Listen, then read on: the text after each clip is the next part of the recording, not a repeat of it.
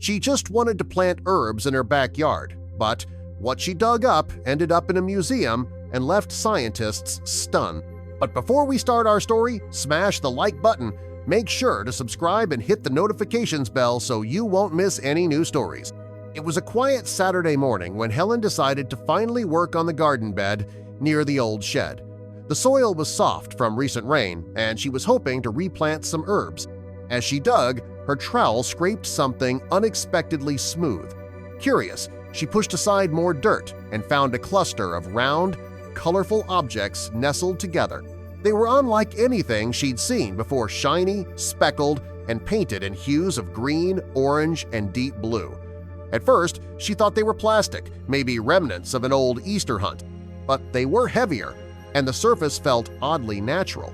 She carefully scooped them into a basket and brought them up to the porch. Helen's son, Max, was sitting at the kitchen table scrolling through his phone when she walked in. "You've got to see these," she said.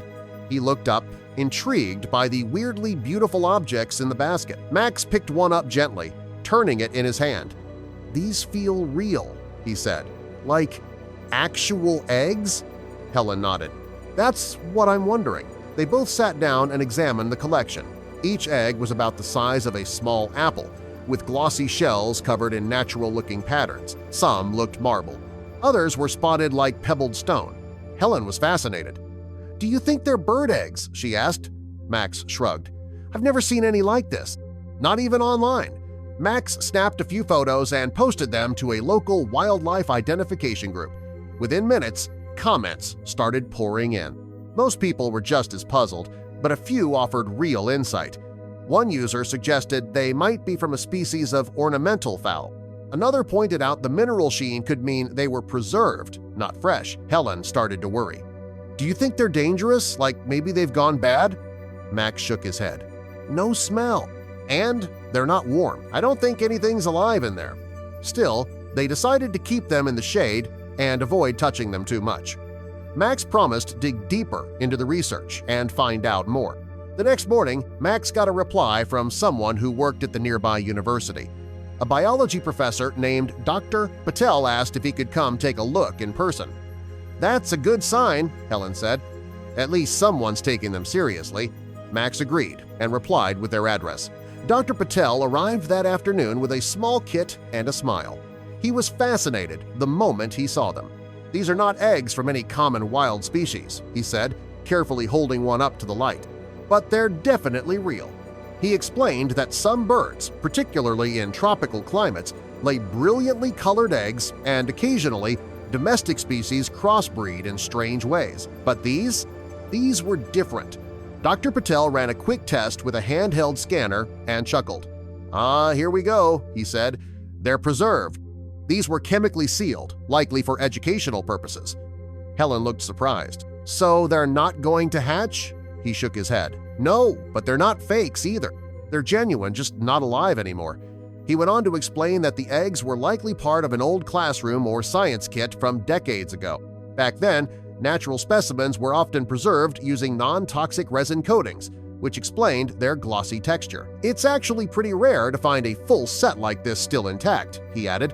"These are in amazing condition." Max was thrilled. "So we found something valuable after all?" Dr. Patel smiled. "More like meaningful. These would be perfect for a local museum or nature center." Helen offered to donate them, and within a few days, the eggs were packed up carefully and taken to the town's small natural history exhibit for display. Word spread quickly through the neighborhood.